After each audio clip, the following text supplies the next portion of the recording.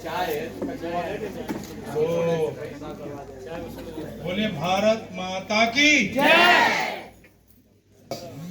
10-12 बहनों ने बड़ा अच्छा अपना अनुभव सुनाया। किसी ने समूह के बारे में बताया, किसी ने उज्ज्वला योजना के बारे में बताया, किसी ने शौचालय के बारे में बताया। योगी जी ने कुछ योजनाएं चलाई, उससे जो महिला सशक्तिकरण का संदेश था, वो महिला सशक्तिकरण में धीरे धीरे, अभी वहां पर एक बहन वहां खड़ी होकर के बता रही थी कि हमारे गांव में 10-12 बहनें, एक समूह चलता है, काम आता है तो मैं अपना काम निकाल लेती हूँ। आज गांव में किसी गरीब कन्या की शादी होती है तो मैं सामूहिक विवाह से 51,000 रुपए दिलवा देता हूँ। उन्होंने बताया मैं हमारे गांव में 8-10 सखी बन गई है, उनको पैसे मिलते हैं, बैंक सखी में बनी है।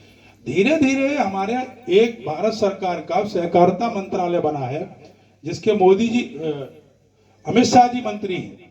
उस सहकारिता का काम अब धीरे धीरे गांव में जाने शुरू हो रहा है।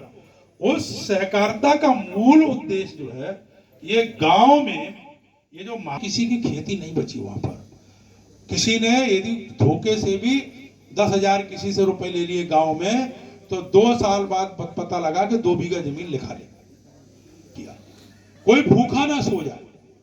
तो ऐसी कई तरह की योजनाएं हैं, उनके बारे में कुछ 4-6 बहनें, क्योंकि हमें ये कार्यक्रम 15-20 मिनट में खत्म भी करना है, तो एक 5-6 मिनट में हमारी 4-5 बहनें कोई खड़े होकर के मोदी और योगी जी का अनुभव, और विशेष रूप से अनुभव, जैसे वहां बताया कि मलेशिया में एक देश एक कानून लागू होने की बात रख दी गई है।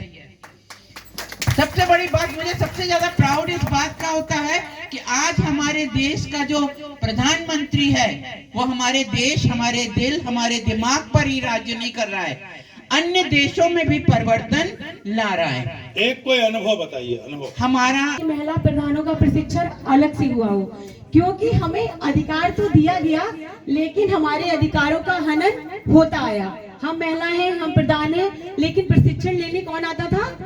हमारे पति, ससुर या पुत्र। तो मोदी जी के कार्यकाल में ये पहली बार ऐसा हो रहा है कि प्रशिक्षण देने लगे। ये आयुष्मान कार्ड धीरे धीरे सभी को मिल जाएगा, सभी को। बोलिए भैया। सभी दीदी को अरे आवाज नहीं, थोड़ा को नमस्ते, सर को भी नमस्ते जी। मेरा नाम विमला देवी है, मैं महबा ब्लॉक से हरिपुर ग्राम पंचायत से हूँ। मैं समूह से जुड़कर, पहले मैं बहुत गरीब थी, मैं समूह से जुड़कर अपना परिवार चला रही हूँ, और मैं ICRP पद पे कार्य करती हूँ, और मैं इस सरकार से बहुत खुश हूँ, क्योंकि मैं अपने परिवार के लिए और अपने परिवार से बहुत खुश हूँ। अपने बच्चों का अच्छे से पालन पोषण कर रही हूँ, अच्छे स्कूल में उसको पढ़ा रही हूँ, अच्छे से उनका, हमारा परिवार इसके लिए बहुत अच्छे तरह से सुखीन है। क्योंकि पहले मैं अपने किस गृहस्थी से कैसे निकलकर घर से, क्योंकि जब कोई भी महिला घर से बाहर नहीं निकलती है, एकदम उस समय जब मैं घर से निकली थी, उस समय हमारे पति की बहुत ज्यादा हालत भी खराब थी, लेकिन फिर भी मेरा जब सिलेक्शन हुआ, मैंने मना नहीं किया। मैंने कहा मैं कदम बढ़ाऊंगी, मैं अपनी रास्ता पर जरूर जाऊंगी, क्योंकि जब हमारे पति की ये हालत है तो हम आगे कैसे इनको अपने रास्ते पे ले आऊंगी। बहुत अच्छा, बहुत अच्छा। मेरे पास भी इतना धन नहीं था कि जो मैं अपनी लड़कियों को पढ़ा सकूं, क्योंकि मेरे 3 लड़कियां थी। मैं सरकारी स्कूल में पहले पढ़ाती थी, क्योंकि छोटी छोटी जब थी तब सरकारी स्कूल में ही पढ़ी। जब इसमें अनारला में मैंने काम किया, काम करने के बाद मैंने अपनी लड़कियों को इतने अच्छे से स्कूल में पढ़ाया, आज मैं बड़ी लड़की जीएनएम कर रही है। बहुत अच्छा लड़की, बहुत अच्छा। चलिए, पति को ठीक किया आयुष्मान कार्ड से, और ऑटो खुद खरीद करके खुद चला रही है, इसके लिए थोड़ा ताली वाली बजाइए। बताइए। मनोहर स्वयं सहायता समूह से जुड़े हुए मैं बहुत परेशान थी, और जब मैंने जाना तो फिर आगे बढ़ी मैं, और उसी में मतलब जुड़ गए। हम 10 महिलाओं इकट्ठे होकर जुड़ गए, और मैं बहुत गरीब था, मैं कच्चा मकान था। मुझे मोदी की तरफ से, नरेंद्र मोदी की तरफ से आवाज योजना मिला, मेरा मकान भी बन गया, पक्का बन गया, पूरा पक्का बन गया। मैं बहुत बहुत खुश हूँ, मेरे बच्चे भी खुश हूँ, मेरा परिवार भी खुश है बहुत।